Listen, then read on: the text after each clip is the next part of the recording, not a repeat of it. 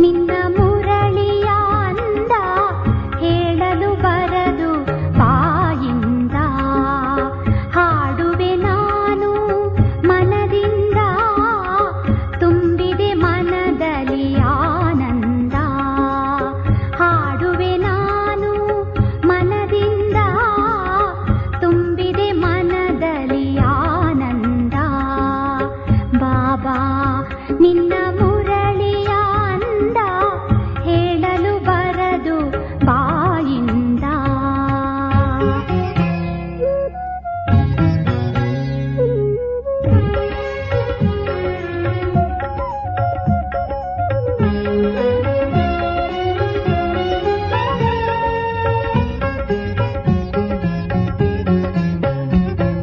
ನುಡಿಸಿಹೆ ಮುರಳಿಯ ಮುದದಿಂದ, ಆಲಿಸಿಹೆ ನಾನು ನಿನ್ನ ಕಂದ.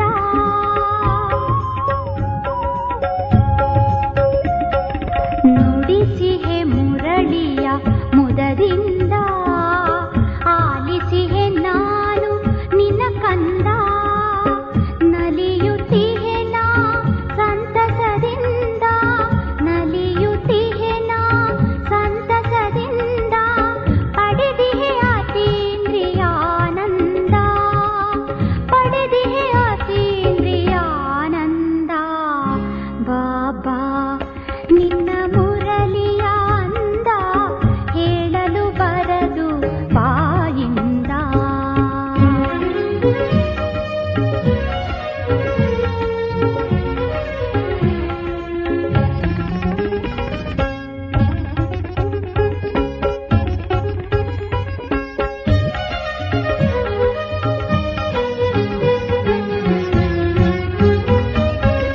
ಮುರಳಿಯ ಕೇಳುತ್ತ ಕ್ಷಣ ಕ್ಷಣ, ಆದೆನು ಅದರಲ್ಲಿ ತಲ್ಲೀನ.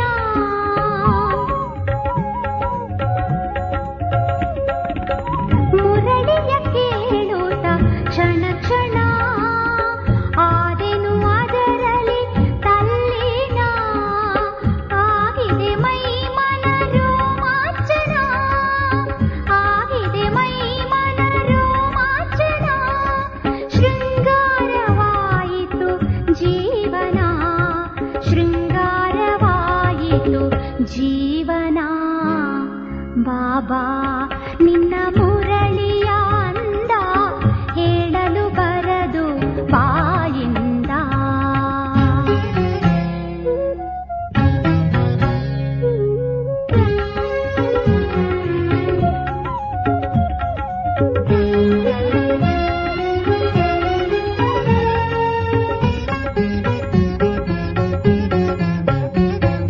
ಮುರಳಿಗೆ ಜ್ಞಾನದ ಸಿಂಚನ, ತಣಿಸಿದೆ ನನ್ನಿ ತನು ಮನ.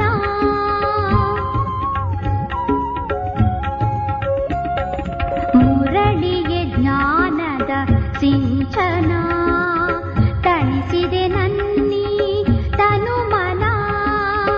ಮರೆಸಿದೆ ನನಗೆ ಜಗವನ್ನ, ಮರೆಸಿದೆ ನನಗೆ ಜಗವನ್ನ.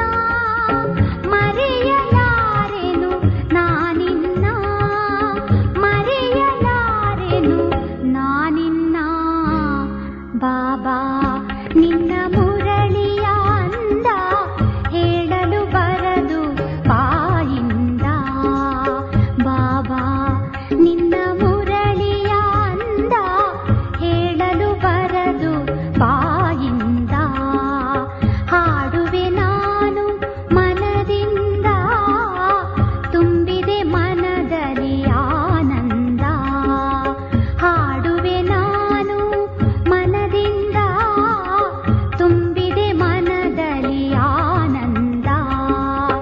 ಬಾಬಾ ನಿನ್ನ ಮುರಳಿಯ ಅಂದ ಹೇಳಲು ಬರದು ಬಾಯಿಂದ.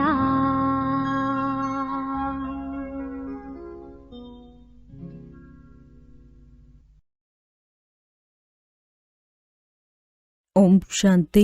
ಇಂದಿನ ದಿನಾಂಕ 16/3/2026. ಪ್ರಾರ್ಥ ಮುರುಳಿ ಬಾಪ್ ದಾದ ಮಧುಬನ. ಮಧುರ ಮಕ್ಕಳೇ, ನಿಮಗೆ ಸದ್ಗತಿಯ ಎಲ್ಲದಕ್ಕಿಂತ ಭಿನ್ನವಾದ ಮತ ಸಿಕ್ಕಿದೆ. ದೇಹದ ಎಲ್ಲ ಧರ್ಮಗಳನ್ನು ತ್ಯಜಿಸಿ ಆತ್ಮ ಅಭಿಮಾನಿಯಾಗಿರಿ. ನನ್ನೊಬ್ಬನನ್ನೇ ನೆನಪು ಮಾಡಿ. ಪ್ರಶ್ನೆ: ಯಾರು ಪರಮಾತ್ಮನನ್ನು ನಾಮರೂಪದಿಂದ ಭಿನ್ನವೆಂದು ಹೇಳುವರೋ ಅವರೊಂದಿಗೆ ನೀವು ಯಾವ ಪ್ರಶ್ನೆಯನ್ನು ಕೇಳುವಿರಿ? ಉತ್ತರ: ಅವರೊಂದಿಗೆ ಕೇಳಿರಿ. ಗೀತೆಯಲ್ಲಿ ತೋರಿಸುತ್ತಾರೆ, ಅರ್ಜುನನಿಗೆ ಅಖಂಡ ಜ್ಯೋತಿ ಸ್ವರೂಪದ ಸಾಕ್ಷಾತ್ಕಾರವಾಯಿತು. ಅರ್ಜುನನು ನಾನು ಸಹನೆ ಮಾಡಲು ಸಾಧ್ಯವಿಲ್ಲ, ಸಾಕು ಮಾಡಿ ಎಂದನು. ಅಂದ ಮೇಲೆ ಮತ್ತೆ ನಾಮರೂಪದಿಂದ ಭಿನ್ನವೆಂದು ಹೇಗೆ ಹೇಳುತ್ತೀರಿ? ತಂದೆಯು ತಿಳಿಸುತ್ತಾರೆ, ನಾನು ನಿಮ್ಮ ತಂದೆಯಾಗಿದ್ದೇನೆ. ತಂದೆಯ ರೂಪವನ್ನು ನೋಡಿ ಮಕ್ಕಳು ಖುಷಿಯಾಗುವರು. ನಾನು ಸಹನೆ ಮಾಡಲು ಸಾಧ್ಯವಿಲ್ಲವೆಂದು ಅವರು ಹೇಳಲು ಸಾಧ್ಯವೇ? ಓಂ ಶಾಂತಿ. ಭಕ್ತರು ಹೇಳುತ್ತಾರೆ, ನಾವು ಬಹಳ ಕಂಗಾಲರಾಗಿದ್ದೇವೆ. ಏ ತಂದೆಯೇ, ನಮ್ಮೆಲ್ಲರ ಜೋಳಿಗೆಯನ್ನು ತುಂಬಿಸಿ. ಜನ್ಮ ಜನ್ಮಗಳಿಂದಲೂ ಭಕ್ತರು ಆಡುತ್ತಿರುತ್ತಾರೆ. ಸತ್ಯಯುಗದಲ್ಲಿ ಭಕ್ತಿ ಇರುವುದಿಲ್ಲ. ಅಲ್ಲಿ ಪಾವನ ದೇವಿ ದೇವತೆಗಳಿರುತ್ತಾರೆ. ಭಕ್ತರಿಗೆಂದು ದೇವತೆಯೆಂದು ಹೇಳಲಾಗುವುದಿಲ್ಲ. ಯಾರು ಸ್ವರ್ಗವಾಸಿ ದೇವಿ ದೇವತೆಗಳಾಗುವರೋ ಅವರೇ ನಂತರ ಪುನರ್ಜನ್ಮವನ್ನು ತೆಗೆದುಕೊಳ್ಳುತ್ತಾ ನರಕವಾಸಿಗಳು, ಪೂಜಾರಿಗಳು, ಭಕ್ತರು ಕಂಗಾಲರಾಗುತ್ತಾರೆ. ತಂದೆಯು ಕುಳಿತು ಮಕ್ಕಳಿಗೆ ತಿಳಿಸುತ್ತಾರೆ. ತಂದೆಯನ್ನು ಯಾರೊಬ್ಬರೂ ಅರಿತುಕೊಂಡಿಲ್ಲ. ಸ್ವಯಂ ತಂದೆಯೇ ಬಂದು ತಮ್ಮ ಪರಿಚಯವನ್ನು ಕೊಡುವರು. ಭಗವಂತನಿಗೆ ತಂದೆ ಎಂದು ಹೇಳಲಾಗುತ್ತದೆ. ಎಲ್ಲ ಭಕ್ತರಿಗೆ ಒಬ್ಬರೇ ಭಗವಂತನಿರುತ್ತಾರೆ. ಉಳಿದೆಲ್ಲರೂ ಭಕ್ತರಾಗಿದ್ದಾರೆ. ಚರ್ಚ್ ಮೊದಲಾದವುಗಳಿಗೆ ಹೋಗುತ್ತಾರೆಂದರೆ ಅವಶ್ಯವಾಗಿ ಭಕ್ತರಾದರಲ್ಲವೇ? ಈ ಸಮಯದಲ್ಲಿ ಎಲ್ಲರೂ ಪತಿತ ತಮೋ ಪ್ರಧಾನವಾಗಿದ್ದಾರೆ. ಆದ್ದರಿಂದ ಏ ಪತಿತರನ್ನು ಪಾವನ ಮಾಡುವ ತಂದೆಯೇ ಬನ್ನಿ, ನಾವು ಭಕ್ತರ ಜೋಳಿಗೆಯನ್ನು ತುಂಬಿಸಿ ಎಂದು ಕರೆಯುತ್ತಾರೆ.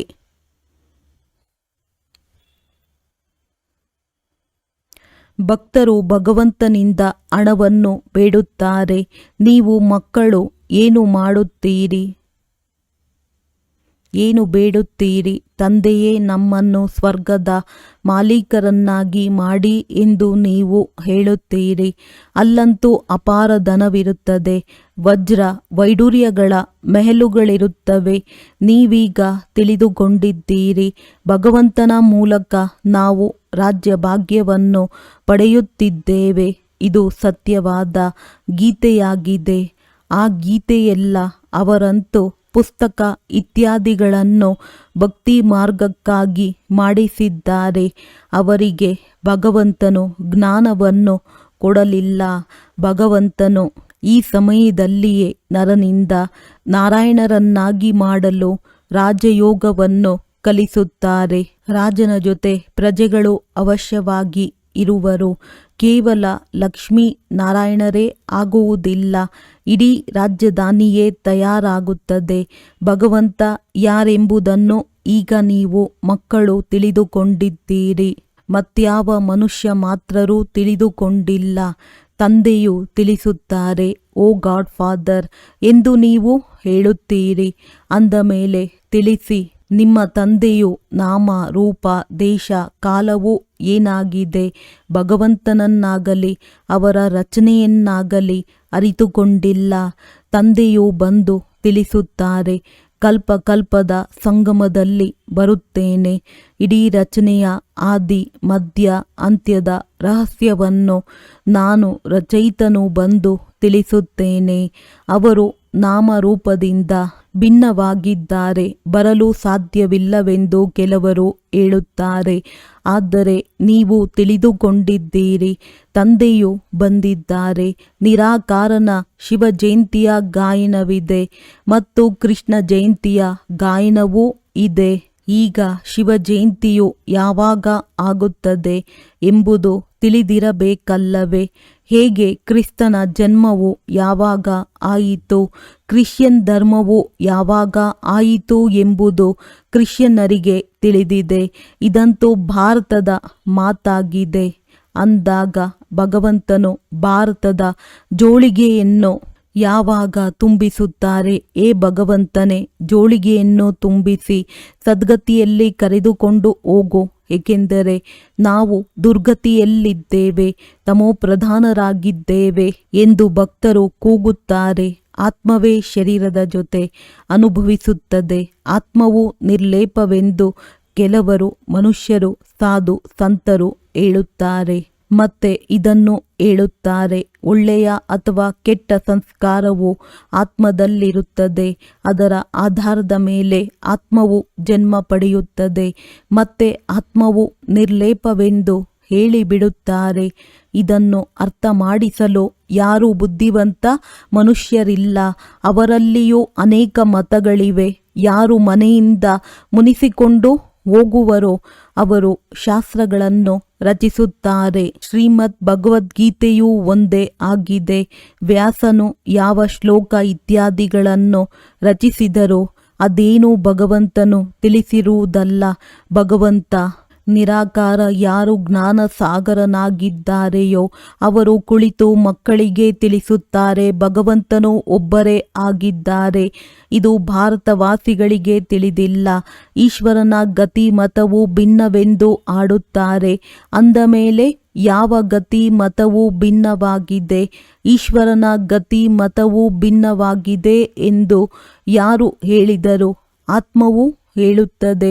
ಅದರ ಸದ್ಗತಿಗಾಗಿ ಯಾವ ಮತವಿದೆಯೋ ಅದಕ್ಕೆ ಶ್ರೀಮತವೆಂದು ಹೇಳಲಾಗುತ್ತದೆ. ಕಲ್ಪ ಕಲ್ಪವೂ ಬಂದು ನಿಮಗೆ ತಿಳಿಸುತ್ತೇನೆ. ಮನ್ಮನಾಭವ ದೇಹದ ಎಲ್ಲ ಧರ್ಮಗಳನ್ನು ತ್ಯಜಿಸಿ ಆತ್ಮ ಅಭಿಮಾನಿಯಾಗಿ ನನ್ನೊಬ್ಬನನ್ನೇ ನೆನಪು ಮಾಡಿರಿ. ನೀವೀಗ ಮನುಷ್ಯರಿಂದ ದೇವತೆಗಳಾಗುತ್ತಿದ್ದೀರಿ. ಈ ರಾಜಯೋಗದ ಗುರಿ ಧ್ಯೇಯವೇ ಆಗಿದೆ. ಲಕ್ಷ್ಮೀ ನಾರಾಯಣರಾಗುವುದು ವಿದ್ಯೆಯಿಂದ ಯಾರೂ ರಾಜರಾಗುವುದಿಲ್ಲ. ಇಂತಹ ಯಾವುದೇ ಶಾಲೆ ಇಲ್ಲ. ಗೀತೆಯಲ್ಲಿಯೇ ಇದೆ, ನೀವು ಮಕ್ಕಳಿಗೆ ರಾಜಯೋಗವನ್ನು ಕಲಿಸುತ್ತೇನೆ. ಯಾವಾಗ ಯಾವುದೇ ರಾಜನ ರಾಜ್ಯವಿರುವುದಿಲ್ಲವೋ ಆಗ ನಾನು ಬರುತ್ತೇನೆ. ನನ್ನನ್ನು ಯಾರೊಬ್ಬರೂ ತಿಳಿದುಕೊಂಡಿಲ್ಲ. ತಂದೆಯೂ ತಿಳಿಸುತ್ತಾರೆ, ನೀವು ಮಕ್ಕಳು ಇಷ್ಟು ದೊಡ್ಡ ಲಿಂಗ ರೂಪದಲ್ಲಿ ತೋರಿಸಿದ್ದೀರಿ. ಆದರೆ ಇದೇನೂ ನನ್ನ ರೂಪವಲ್ಲ. ಅಖಂಡ ಜ್ಯೋತಿ ರೂಪ ಪರಮಾತ್ಮನು ತೇಜೋಮಯನಾಗಿದ್ದಾರೆ. ಅರ್ಜುನನು ನೋಡಿ, ನಾನು ಸಹನೆ ಮಾಡಲು ಸಾಧ್ಯವಿಲ್ಲ, ಸಾಕು ಮಾಡಿ ಎಂದನು ಎಂದು ಹೇಳುತ್ತಾರೆ. ಅರೆ, ಮಕ್ಕಳು ತಂದೆಯ ರೂಪವನ್ನೇ ನೋಡಿ ಸಹನೆ ಮಾಡದಿರಲು ಸಾಧ್ಯವೇ? ಮಕ್ಕಳಂತೂ ತಂದೆಯನ್ನು ನೋಡಿ ಖುಷಿ ಪಡುವರಲ್ಲವೇ? ತಂದೆಯು ತಿಳಿಸುತ್ತಾರೆ, ನನಗೇನು ಇಂತಹ ಭಯಂಕರ ರೂಪವಿಲ್ಲ. ನಾನು ಪರಮಾತ್ಮನಾಗಿದ್ದೇನೆ. ಅರ್ಥಾತ್ ಅತಿ ದೂರ ಇರುವಂತಹ ಪರಮ ಆತ್ಮ ಅಂದರೆ ಪರಮಾತ್ಮನಾಗಿದ್ದೇನೆ. ಅವರು ಮನುಷ್ಯ ಸೃಷ್ಟಿಯ ಬೀಜರೂಪನಾಗಿದ್ದಾರೆ ಎಂದು ಆಡುತ್ತಾರೆ. ಭಕ್ತರು ಅವರ ಮಹಿಮೆ ಆಡುತ್ತಾರೆ. ಸತ್ಯ ತ್ರೇತಾಯುಗದಲ್ಲಿ ಯಾರೂ ಮಹಿಮೆ ಮಾಡುವುದಿಲ್ಲ, ಏಕೆಂದರೆ ಅಲ್ಲಿ ಸುಖ ಇರುತ್ತದೆ. ದುಃಖದಲ್ಲಿ ಎಲ್ಲರೂ ಸ್ಮರಿಸುವರು, ಸುಖದಲ್ಲಿ ಯಾರೂ ನೆನಪು ಮಾಡುವುದಿಲ್ಲವೆಂದು ಆಡುತ್ತಾರೆ. ಆದರೆ ಇದರ ಅರ್ಥವನ್ನು ಯಾರೂ ತಿಳಿದುಕೊಂಡಿಲ್ಲ. ಕೇವಲ ಗಿಳಿಯಂತೆ ಆಡುತ್ತಿರುತ್ತಾರೆ. ಯಾವಾಗ ಸುಖವಿರುತ್ತದೆ, ಯಾವಾಗ ದುಃಖವಾಗುತ್ತದೆ. ಇದು ಭಾರತದ ಮಾತಲ್ಲವೇ? 5000 ವರ್ಷಗಳ ಮೊದಲು ಸ್ವರ್ಗವಿತ್ತು. ನಂತರ ತ್ರೇತಾದಲ್ಲಿ 2 ಕಲೆಗಳು ಕಡಿಮೆಯಾಯಿತು. ಸತ್ಯ ತ್ರೇತಾಯುಗದಲ್ಲಿ ದುಃಖದ ಹೆಸರಿರುವುದಿಲ್ಲ, ಅದು ಸುಖಧಾಮವಾಗಿದೆ. ಸ್ವರ್ಗವೆಂದು ಹೇಳಿದೊಡನೆಯೇ ಬಾಯಿ ಸಿಹಿಯಾಗುತ್ತದೆ. ಸ್ವರ್ಗದಲ್ಲಿ ದುಃಖವೆಲ್ಲಿಂದ ಬರುವುದು? ಅಲ್ಲಿಯೂ ಸಹ ಕಂಸ, ಜರಾಸಂಧ ಮೊದಲಾದವರಿದ್ದರೆಂದು ಹೇಳುತ್ತಾರೆ. ಆದರೆ ಇದು ಸಾಧ್ಯವಿಲ್ಲ. ನಾವು ನೌದಾ ಭಕ್ತಿ ಮಾಡಿದರೆ ಸಾಕ್ಷಾತ್ಕಾರವಾಗುತ್ತದೆ. ಸಾಕ್ಷಾತ್ಕಾರವಾಯಿತೆಂದರೆ ನಮಗೆ ಭಗವಂತ ಸಿಕ್ಕಿದರೆಂದು ಭಕ್ತರು ತಿಳಿದುಕೊಳ್ಳುತ್ತಾರೆ. ಲಕ್ಷ್ಮಿಯ ಪೂಜೆ ಮಾಡಿ ಅವರ ದರ್ಶನವಾಯಿತೆಂದರೆ ನಾವಂತೂ ಪಾರಾಗಿ ಬಿಟ್ಟೆವು ಎಂದು ಹೇಳಿ ಖುಷಿಯಾಗಿ ಬಿಡುತ್ತಾರೆ. ಆದರೆ ಏನೂ ಇಲ್ಲ, ಅಲ್ಪ ಕಾಲಕ್ಕಾಗಿ ಸುಖ ಸಿಗುತ್ತದೆ, ದರ್ಶನವಾಯಿತು ಅಷ್ಟೇ, ಇದರಿಂದ ಮುಕ್ತಿ ಜೀವನ್ಮುಕ್ತಿ ಪಡೆದುಕೊಂಡರು ಎಂದಲ್ಲ. ತಂದೆಯು ಏಣಿಯ ಚಿತ್ರದಲ್ಲಿಯೂ ತಿಳಿಸಿದ್ದಾರೆ, ಭಾರತವು ಬಹಳ ಶ್ರೇಷ್ಠವಾಗಿತ್ತು, ಭಗವಂತನು ಸರ್ವಶ್ರೇಷ್ಠನಾಗಿದ್ದಾರೆ.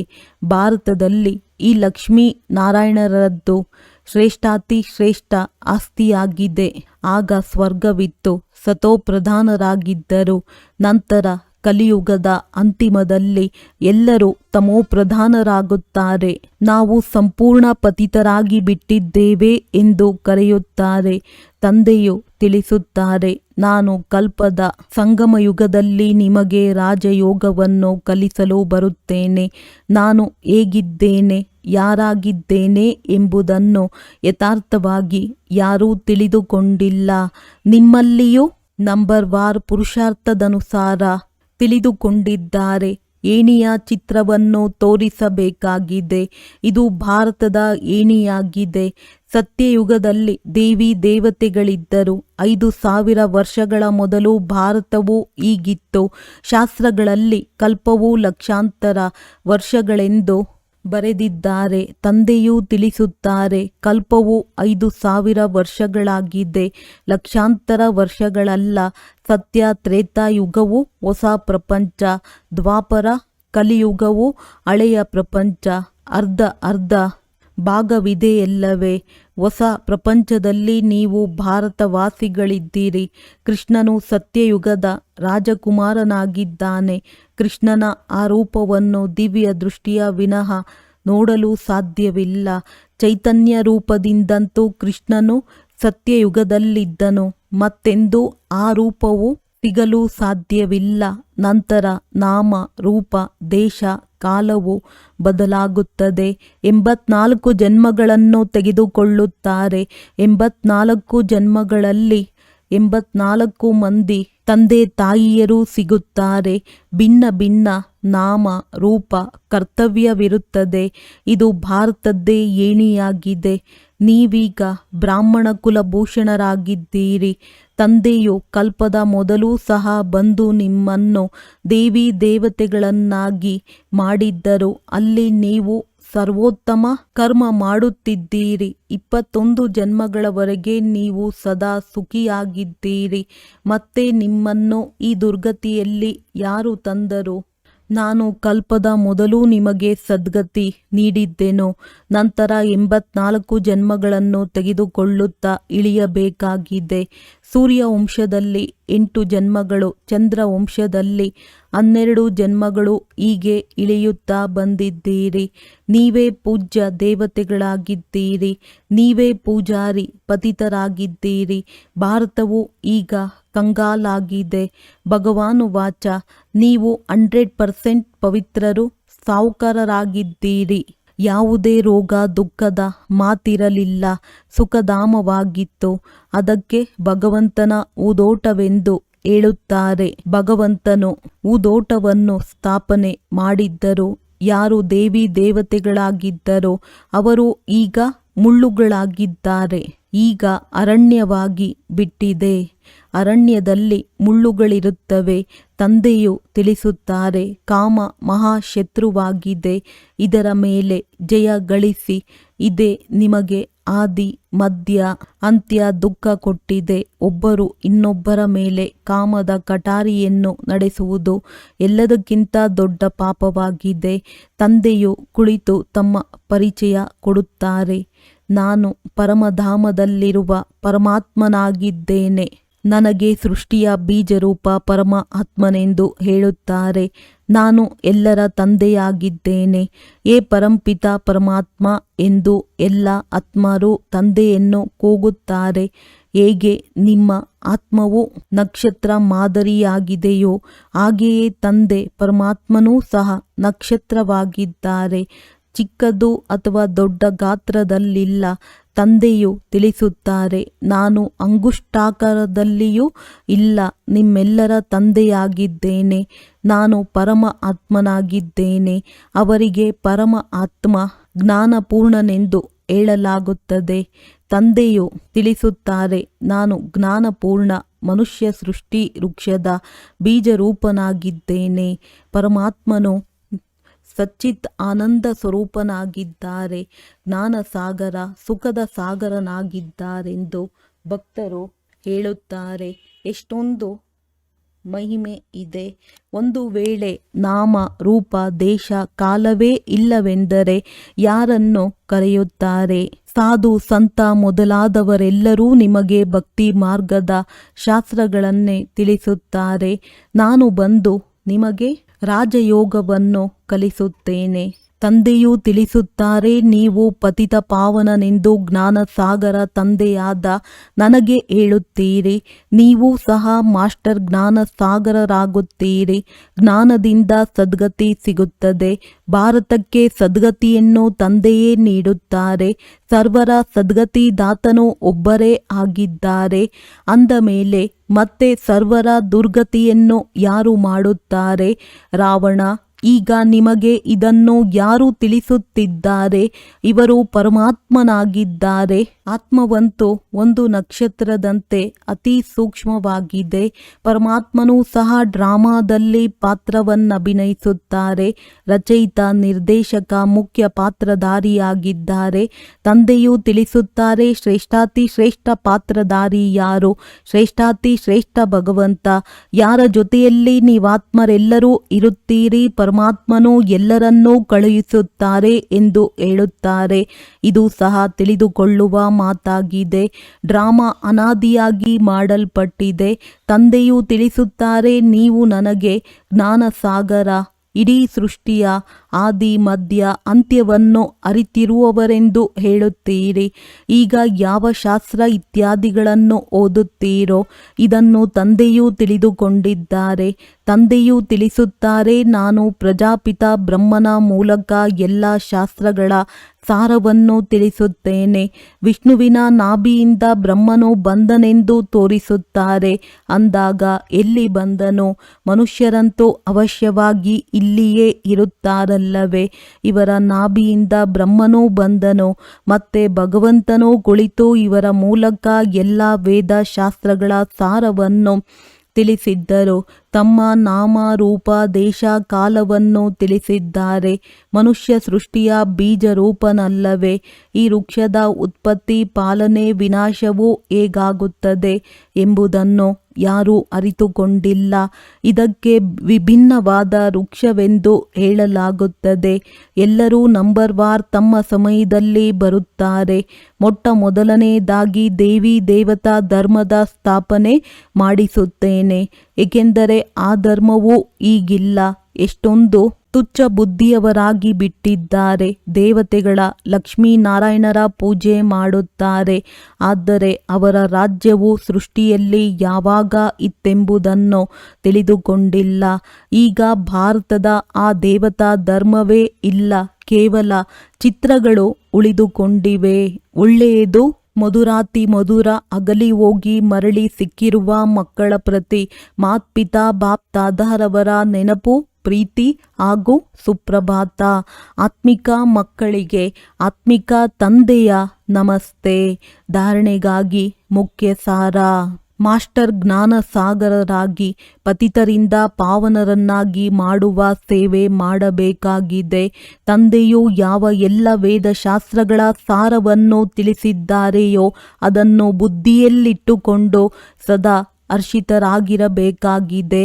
ಪ್ರತಿ ಹೆಜ್ಜೆಯಲ್ಲಿ ಒಬ್ಬ ತಂದೆಯ ಶ್ರೀಮತವನ್ನು ಪಾಲನೆ ಮಾಡಬೇಕಾಗಿದೆ. ದೇಹದ ಎಲ್ಲ ಧರ್ಮಗಳನ್ನು ತ್ಯಜಿಸಿ ಆತ್ಮ ಅಭಿಮಾನಿಯಾಗುವ ಪರಿಶ್ರಮ ಪಡಬೇಕಾಗಿದೆ. ವರದಾನ: ವಿಸ್ತಾರವನ್ನು ಸಾರದಲ್ಲಿ ಸಮಾವೇಶ ಮಾಡಿಕೊಂಡು ತಮ್ಮ ಶ್ರೇಷ್ಠ ಸ್ಥಿತಿಯನ್ನಾಗಿ ಮಾಡಿಕೊಳ್ಳುವಂತಹ ತಂದೆಯ ಸಮಾನ ಲೈಟ್ ಮೈಟ್ ಹೌಸ್ ಭವ. ತಂದೆಯ ಸಮಾನ ಲೈಟ್ ಮೈಟ್ ಹೌಸ್ ಆಗುವುದಕ್ಕಾಗಿ ಯಾವುದೇ ಮಾತನ್ನು ನೋಡುತ್ತಾ ಅಥವಾ ಕೇಳುತ್ತೀರೆಂದರೆ ಅದರ ಸಾರವನ್ನು ತಿಳಿದುಕೊಂಡು 1 ಸೆಕೆಂಡಿನಲ್ಲಿ ಸಮಾವೇಶ ಮಾಡಿಕೊಳ್ಳುವ ಅಥವಾ ಪರಿವರ್ತನೆ ಮಾಡುವ ಅಭ್ಯಾಸ ಮಾಡಿರಿ. ಏಕೆ ಏನು ಎಂಬ ವಿಸ್ತಾರದಲ್ಲಿ ಹೋಗಬಾರದು, ಏಕೆಂದರೆ ಯಾವುದೇ ಮಾತಿನ ವಿಸ್ತಾರದಲ್ಲಿ ಹೋಗುವುದರಿಂದ ಸಮಯ ಮತ್ತು ಶಕ್ತಿಗಳು ವ್ಯರ್ಥವಾಗುತ್ತವೆ. ಅಂದಾಗ ವಿಸ್ತಾರವನ್ನು ಸಮಾವೇಶ ಮಾಡಿಕೊಂಡು ಸಾರದಲ್ಲಿ ಸ್ಥಿತರಾಗುವ ಅಭ್ಯಾಸ ಮಾಡಿರಿ. ಇದರಿಂದ ಅನ್ಯ ಆತ್ಮರನ್ನು 1 ಸೆಕೆಂಡಿನಲ್ಲಿ ಸಂಪೂರ್ಣ ಜ್ಞಾನದ ಸಾರದ ಅನುಭವ ಮಾಡಿಸಬಹುದು. ಸ್ಲೋಗನ್: ತಮ್ಮ ವೃತ್ತಿಯನ್ನು ಶಕ್ತಿಶಾಲಿ ಮಾಡುತ್ತೀರೆಂದರೆ ಸೇವೆಯಲ್ಲಿ ಸ್ವತಃವಾಗಿ ವೃದ್ಧಿಯಾಗುವುದು. ಅವ್ಯಕ್ತ ಸೂಚನೆ: ನಿಶ್ಚಯದ ಫೌಂಡೇಶನ್ ತಳಪಾಯವನ್ನು ಬಲಗೊಳಿಸಿ ಸದಾ ನಿರ್ಭಯ ಮತ್ತು ನಿಶ್ಚಿಂತರಾಗಿರಿ. ಒಂದು ವೇಳೆ ನಿಶ್ಚಯರೂಪಿ ಫೌಂಡೇಶನ್ ಪಕ್ಕವಿದ್ದರೆ ಸಹಜಯೋಗಿ ನಿರ್ಮಲ ಸ್ವಭಾವ, ಶುಭ ಭಾವನೆಯ ವೃತ್ತಿ ಮತ್ತು ಆತ್ಮಿಕ ದೃಷ್ಟಿಯುಳ್ಳವರಾಗಿರುತ್ತಾರೆ. ಚಲನೆ ಮತ್ತು ಚೆಹರೆಯಿಂದ, ಮುಖದಿಂದ ಪ್ರತಿ ಸಮಯ ಸರಳತೆಯ ಮಿಂಚು ಅನುಭವವಾಗುತ್ತಿರಲಿ. ಪ್ರತಿಯೊಬ್ಬರ ವಿಶೇಷತೆಯ ಸ್ಮೃತಿಯಲ್ಲಿಟ್ಟುಕೊಂಡು ಒಬ್ಬರಿನ್ನೊಬ್ಬರಲ್ಲಿ ವಿಶ್ವಾಸವಿರಲಿ. ಆಗ ಅವರ ಮಾತುಗಳ ಭಾವ ಬದಲಾಗಿ ಬಿಡುವುದು. ಒಳ್ಳೆಯದು. ಓಂ ಶಾಂತಿ.